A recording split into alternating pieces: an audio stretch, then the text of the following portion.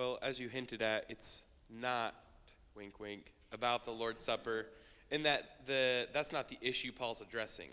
So there's an issue that's going on in the church of people treating other people, seems to be based on class or status, possibly differently. So some people are getting treated well, some people are kind of get thrown under the bus, some people are esteemed better, and then those errors are more grievous in Paul's opinion because it's happening in the Lord's Supper, which is something that should be taken very seriously.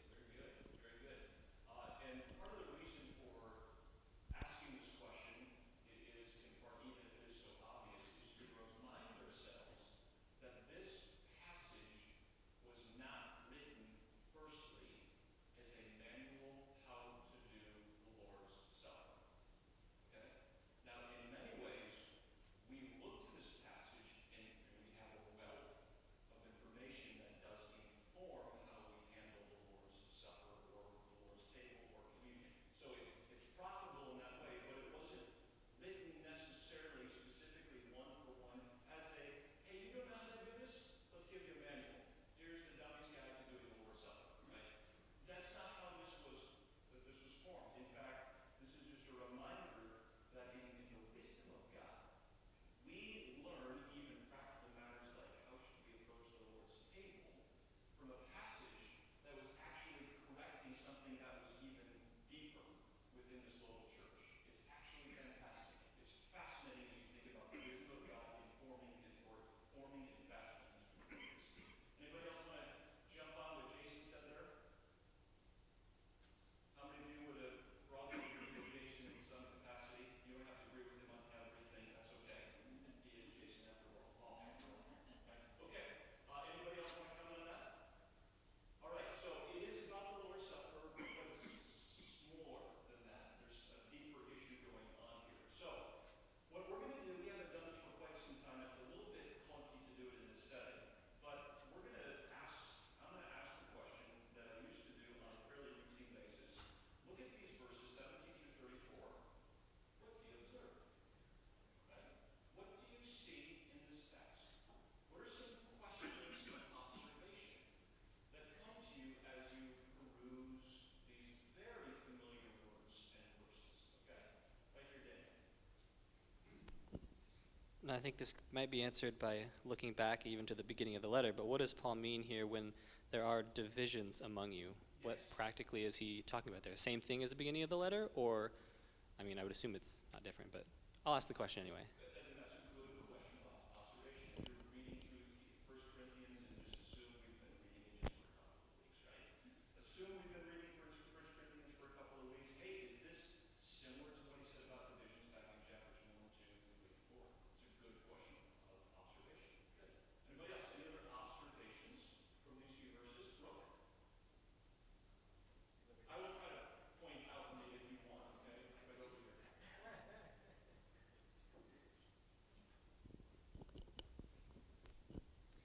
I was noticing the word genuine in verse 19. So that means though they may have divisions, there's at least some that could be a group that are doing it properly so that they are recognized in like, oh, hey, you're doing that well. But then it's obvious that others are not. That's a great observation. We'll come to that word in that verse eventually, but that's a great observation. Maybe it would, if we're understanding it the way Brooke is observing, it would help us recognize that the whole church wasn't a sour mess, right? At least not in every single issue. Very good. Anybody else? I thought I saw another hand. This Nate right down here.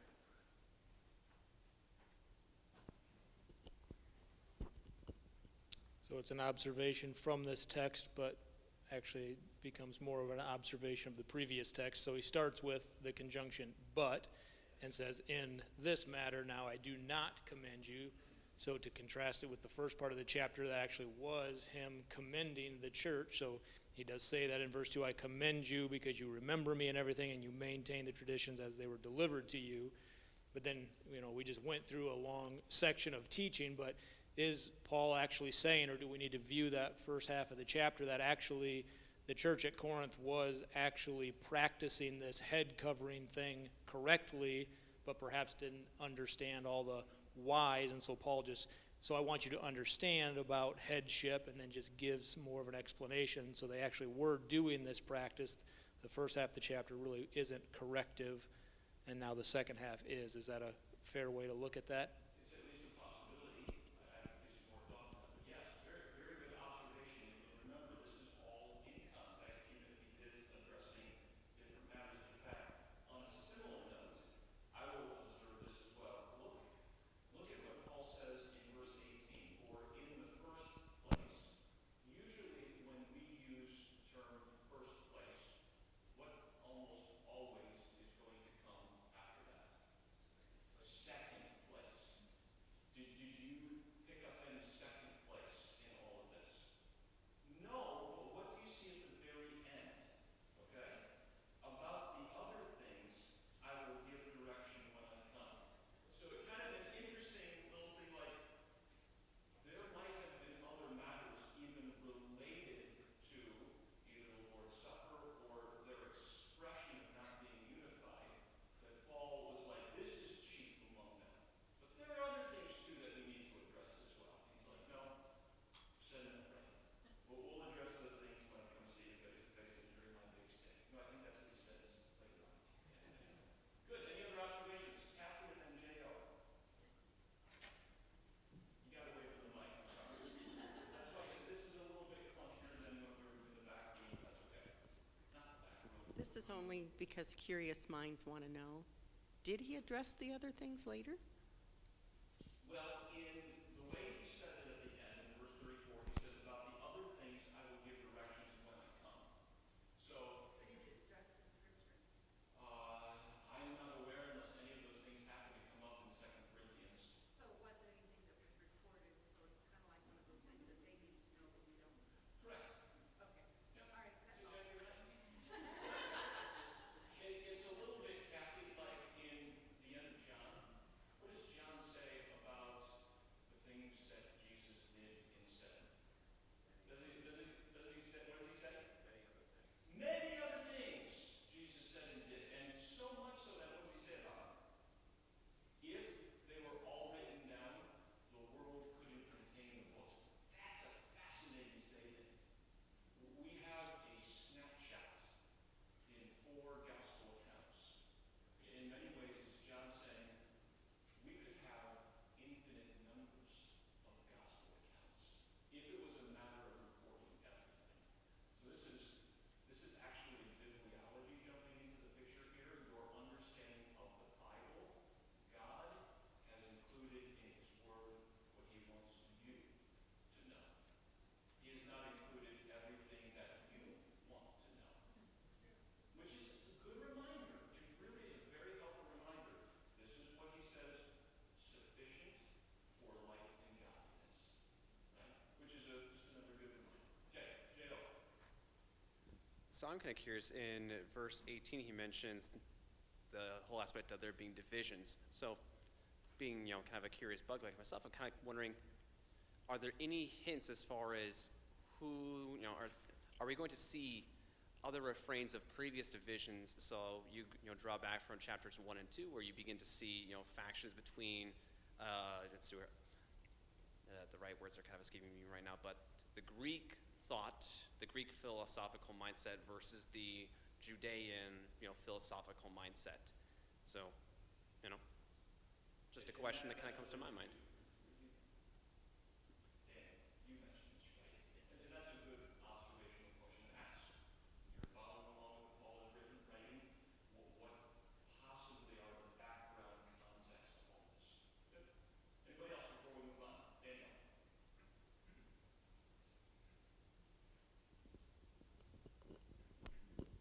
When Paul says in verse 19, there must indeed be divisions among you, does he mean it's an imperative for all churches that there has to be divisions? Or he says, or is that, well, it's obvious that there are divisions. What does he mean by the must? Like, is this something that should happen, or is this something that it's obvious that it is happening? Painfully obvious. It's a very strong word that he uses there. It is necessary. It's the same word that we saw in Luke's gospel. It's the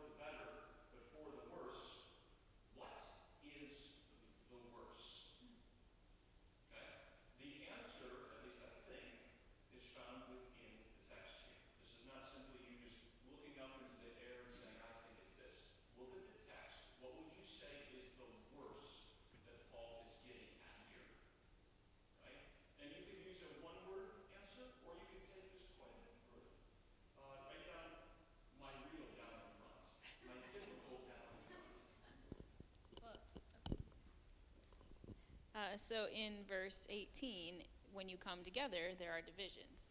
So one of the issues is they're divided. It's not a time of unity. It ends up being a fight or a problem. The verse is divisions. Now, as we keep looking at this text, these verses that are connected to essentially what we understand as the Lord's Supper, the Lord's table, communion, and you start to put some pieces together, and it starts to be a little bit unsettling, right? And I've mentioned this before, but we often and we should encourage people to go to church. Now, I have retooled that a little bit. You don't go to church, you gather with your church. That's what I understand anyway. But nonetheless, the emphasis to attend. When the church gathers, you gather with the church. Inevitably, if you're not careful, you will end up conveying that that is the check mark. I gather with the church. You look at this text carefully, that is baseline, right? How you gather with the church is really what this text is about. Does that make sense? So it is possible, like I've mentioned before, based upon this text, to go to church and it not be for your good and anybody else's good. That's very, very possible. Now, when you think about that in terms of this text, and the worst is division, think about in this text, what did that division end up looking like? It might not have been outright, I can't stand your stinking guts. So look at the text there. What could that division have looked like? It's a little bit hard to piece together. We've got a lot of verses here.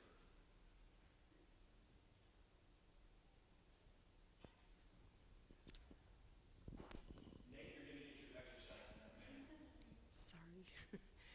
In verse 19, it says factions. And if you look up the word factions, it means groups or separate groups. So it wasn't just divisions. It was like the church was like sectioning off into people along with their divisions.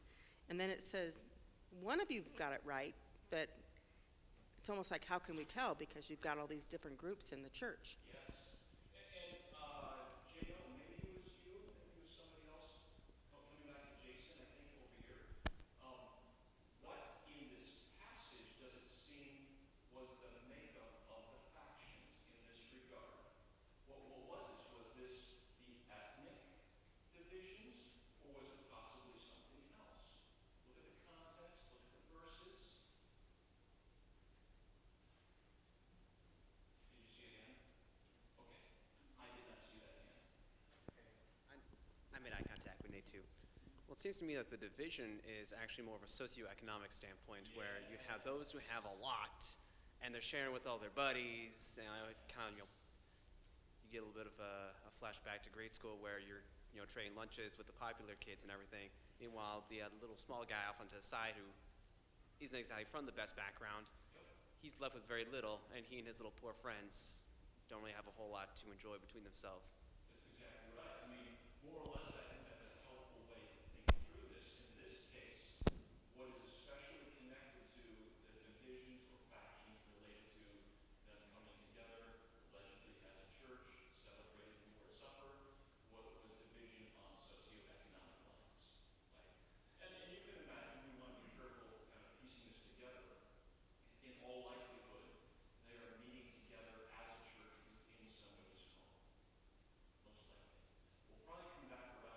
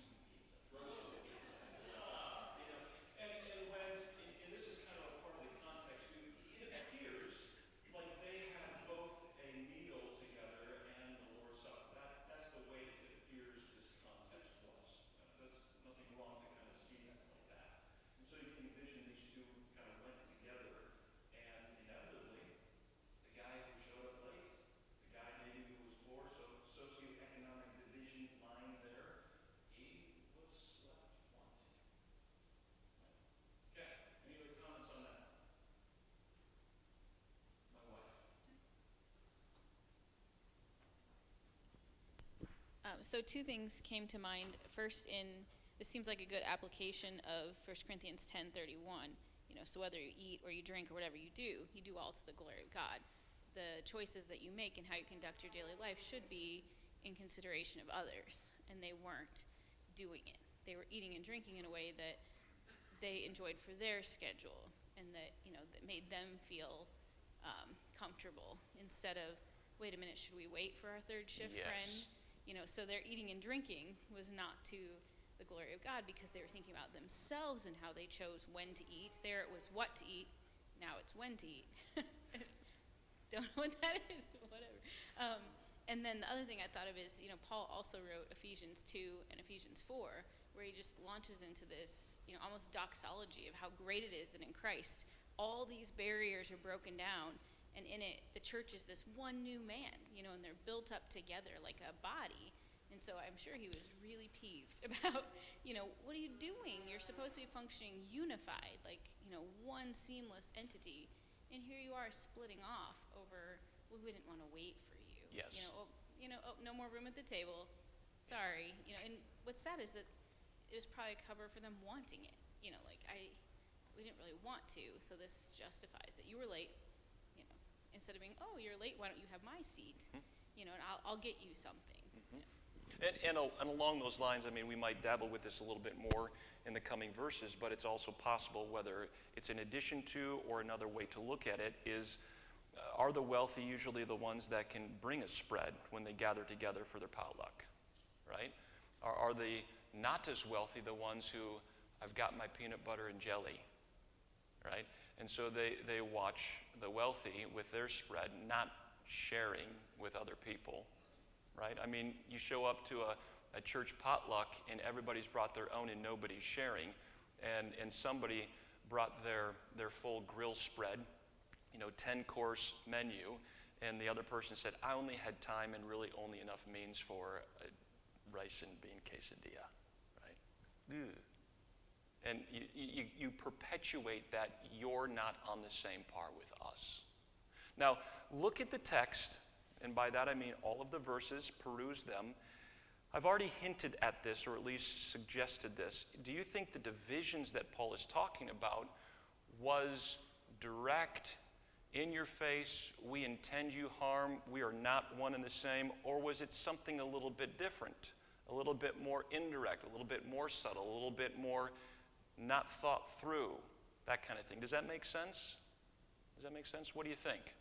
Might be an unfair dichotomy to suggest that, but we often think in our church's division as almost the same as church split type of a thing. At least that's the way I often think of divisions and factions. And yet, if we're not careful, seeds of church split happen a lot longer in the past because of other things. That's why I bring up this question. What do you think? More the in-your-face direct, we don't like you and so we're going to keep it at arm's distance, or more just like incidentally it happened this way? My mom says yes. Even without a microphone, I could hear that. Either one? Yeah. Okay.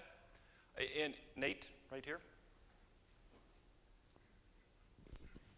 So yeah, I would say it appears that it's probably more incidental or along the way it's taken place, because he starts to address at the end the need for examining yourself, Yes. giving consideration, discern the body, make judgments of yourself. So it's like Yes. they're just doing things kind of thoughtlessly, just kind of like, oh, well, this sounds good, this exactly feels right. good, or selfish things, this is what I want and whatever. And so without actual thought or intention perhaps, but the lack of intentionality is what's caught them up. Very good, and one of the reasons why, again, I think I raise this as just thinking this through, it is easy to look at this text, not only from Western eyes or vision, but also from where we are and say, we would never do this, right? Very easy.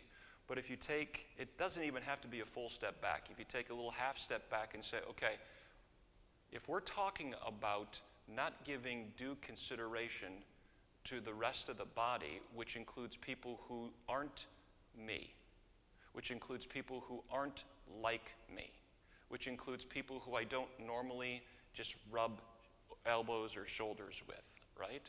Oh, huh. Am I intentionally cultivating we are together in this, and I'm going to demonstrate that by the way I go to church? Does that make sense? If we're not careful, we will look at the Corinthians and say, oh, shame. And 10 years down the road, look back at our church and say, what happened? How in the world did this happen? So you faction up functionally, incidentally, with people that is easy and comfortable for you. So in our day and age, I would imagine, generally speaking, we typically would not say the socioeconomic clearly and bluntly. But if I were to temper that a little bit, we do faction up naturally with people who are easy and we like and just is compatible with. Am I completely off base here, or do you agree with me on that, right? Do you understand? Thank you, Nate. You think I'm completely off base. All right, fantastic. and without this being in league with like a legalistic perspective on church practice, just check your own heart. Anytime you gather together with a church, do you have something of a magnetic move and a pull in you where you're drawn to some and not to others? Now, sometimes structurally, it just so happens that some are more than others, meaning I show up at 7:30. Not many people here at 7:30 on a Sunday morning, right? And I have my scheme I work through. I know that shocks you. I have my Sunday morning structure that I go through. And so for a good 10 to 15 minutes, I'm usually milling about the front doors. Guess what? Most people don't show up then. So from 8 to about 8:15, I'm usually milling about in the foyer. Craig, I mean, you're here often here at that time. Is that roughly accurate, right? And so those who are here, I get to mill with you. But guess what? Those who show up later, you might struggle to mill with me. Now, that sounds really weird. But I'm just saying structurally, sometimes it is understandable where it's not like, ooh, we're going in the same direction. But think also at the same time, why do you go to some people and you don't go to some other people? If you have the opportunity, it's at least worth asking the question. Is it not? Right? Admittedly, and I will raise my hand high on this, okay? How many of you recognize that some people are just easier to talk to? Right? How many of you recognize some people are just way easier to be around than others? Right? How many of you recognize it's just easier to converse over matters with some people than others? It's just like natural. Other people, it's like, oh, what am I going to talk about with them, right? I don't think I'm the only one in that.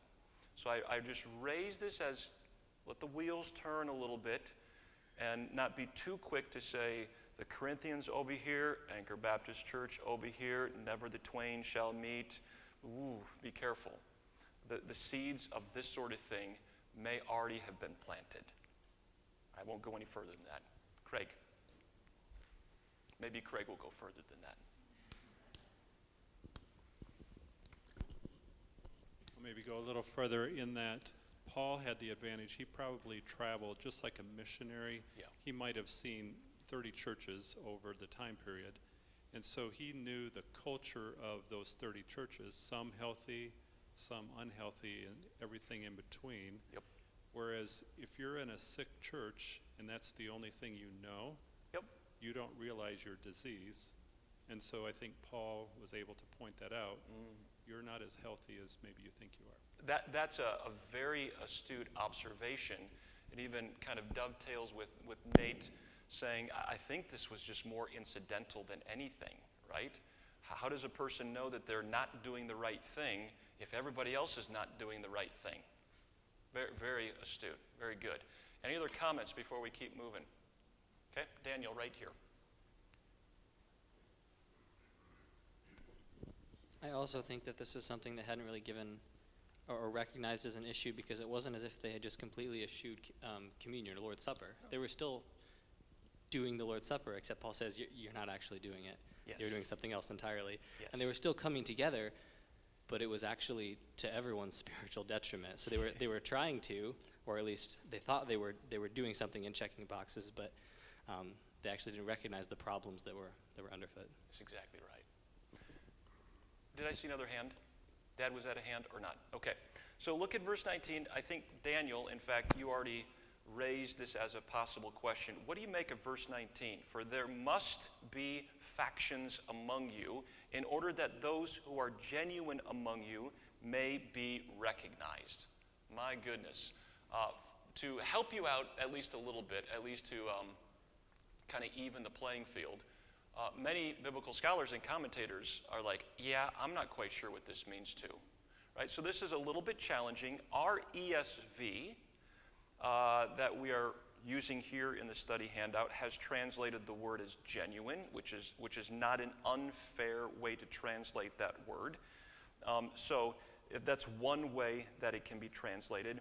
A not as well-known way that it could also be translated, and it's a minor view, is that this could be translated as essentially the dignitaries, the elites, right?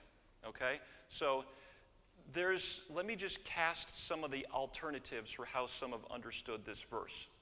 Some say that this verse is getting at that the means of revealing who is actually genuine is by practice the Lord's Supper. So in this case, genuine means those who are truly following after God, maybe even those who are genuinely Christian. So one of the ways to reveal all of that is by practicing the Lord's Supper together. That's one sort of view that's approaching verse 19.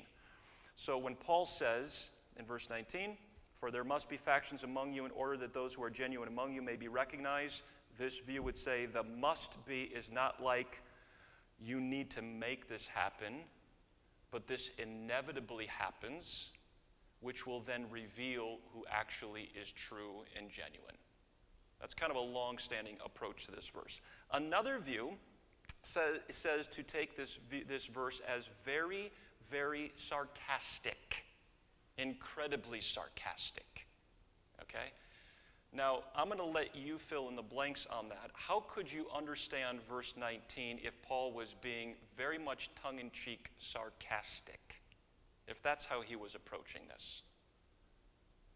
How would you extrapolate then what he is saying in verse 19? Was that a hand? Nate.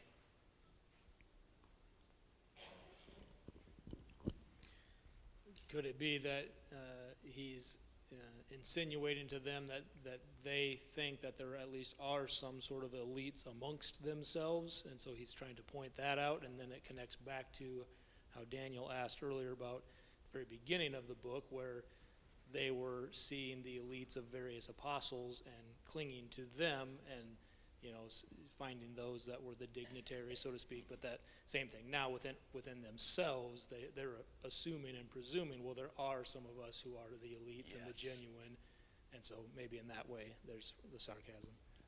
The sarcasm there, so much so that he is saying, of course, in your opinion, there must be, right, these factions and this opportunity to reveal who's really in the right crowd, in the right group. Jason. Well, it could be sarcastic in the sense of it's the opposite of what you'd expect him to say. You would expect him to say, when there's unity, then you know who's genuine by those that are unified. But if he's being sarcastic, then he says the opposite, which makes you really stop and think, oh yeah, you know who's genuine by all these factions that are going on in here. And then people are like, okay, Paul, we get it. There's factions. We're not unified. We're not genuine. Yeah. And at least on one level, it would not be unfair to at least wonder if Paul is being sarcastic. Has he demonstrated a measure of, maybe we'll use the term sarcasm, maybe irony is a better word, but has he already demonstrated a measure of hyperbole, exaggeration? Yes. If you want a classic example, look at chapter 4. Already you have become kings, right? Already you're wealthy. You have everything you need. Hun? Well, you can see even in the verses that follow, he lays out extremes. So one goes hungry and another gets drunk. So he's using not necessarily hyperbole in that it wasn't happening, but he's calling out the extremes, that you have these two categories. The hungry one, as if they have nothing to eat, and then this other person's way overdoing it. And then in the next verse I circled, there's 4 questions, where he's really even using a little bit of sarcasm there. Should I congratulate you for this? Yeah. Should I say, good job? And he goes, no, I will not. I just like that because he's obviously using a little bit of tongue in cheek, like, oh, this is what's happening. Should I congratulate you? Is that what you're saying? So you can kind of see he's in that same passage using more of hyperbole and sarcasm to get across his point. Yes. So it's at least possible as we look at the text here. Let me give you the third approach that some have taken towards verse 19. It's a little bit of a combination, or it plays off of the very first one I mentioned. Some see what Paul says in verse 19 as him saying their practice of the Lord's Supper, or the very fact that there are factions in this regard, it's the means of revealing who will or who won't be judged by the Lord. Okay? Which that has a lot of great merit when you think of where this whole text ends up going. What ends up being the case? Paul says, that is why some of you are sick, and some of you have even died. So examine yourself so that you are not judged by the Lord. Does that make sense? So I'm not going to answer this right now. We might come back to verse 19. I might have a few more things to say. But we've got 3 minutes left, okay? Any takeaways, even just thus far in our time together studying this passage as a whole, and then especially the opening verses? Any takeaways, any implications, any thoughts that are kind of stirring in your mind about thinking about this in regards to application? Anybody have anything to say? Kathy?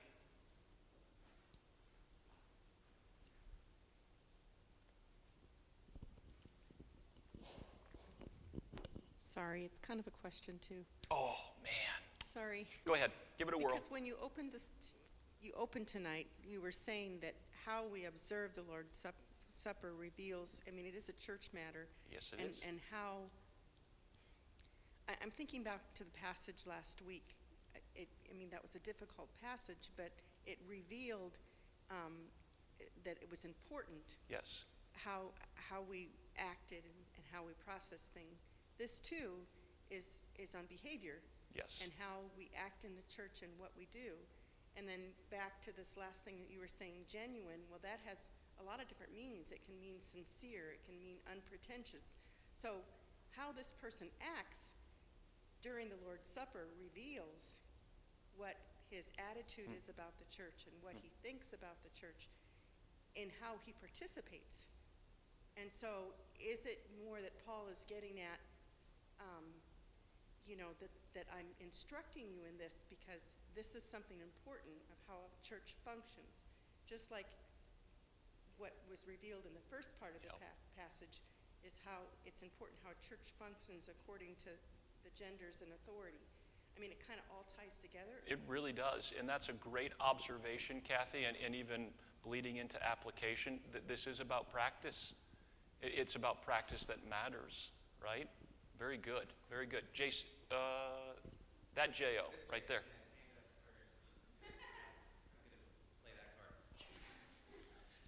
Let's see here. One applicational thought for me is just take a second and look at what's happening around you. When we have come together in whatever context it is, okay, whether it's just simply us about to pray here in a few minutes, listening to the content, what are we sharing with each other? What are we saying as a whole? And just kind of have an awareness when we get together in our new small groups. What is the dynamic looking like? Are there some people who might be neglected to some extent, or might not be sharing things that they should be sharing, or whatever the case may be? Just in general, I'm encouraged by this passage to take a few steps back and observe, how are we gathering together? What is the substance of our meeting? It's a good observation, and J.O., I hadn't thought of this before, but this actually leads beautifully into having reorganized small groups, right? Very, very applicational. How many look at their new small group roster and go, who put these together anyway, right? Jason. So something that just, not that I've never thought of it before, but struck me again is that the application, or the force of the application, I think for us in this passage, is not restricted to the Lord's Supper. No. The application is when you gather.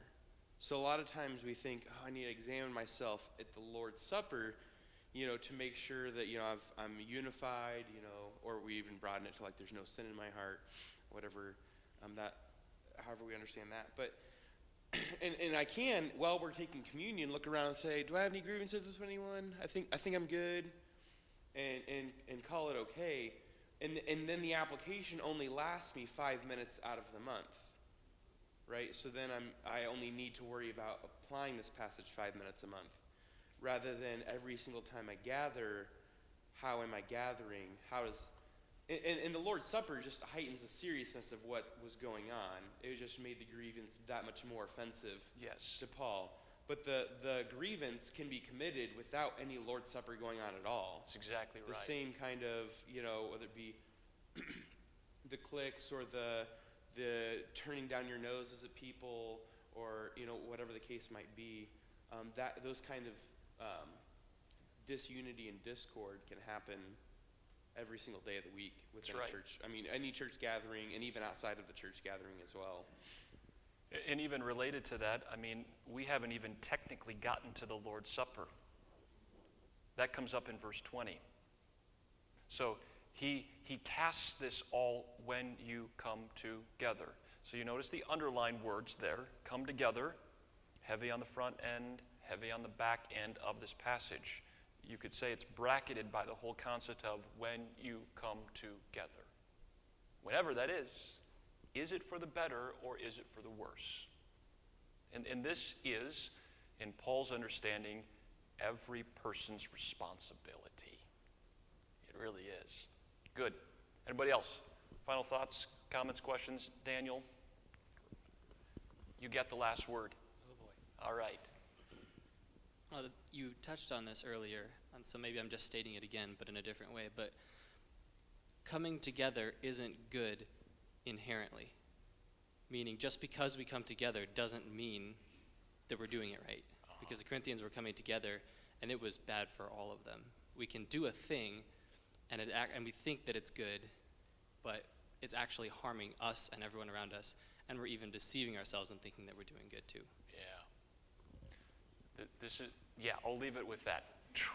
I had more to say, but we'll leave it with that. Very good. Thank you. All right, we'll wrap it up there and pick it up again next week. Go ahead and break up into your groups to pray. Form them however you see fit. Okay? Maybe exert some of that non-faction type mentality. That would be great, right? Prep for a new reorganized small group. But spend some time in prayer, and then don't forget, by 8 o'clock, I think the little ones are going to be let loose. So, something like that. So make sure you get your little ones 8 o'clock. All right? Thank you.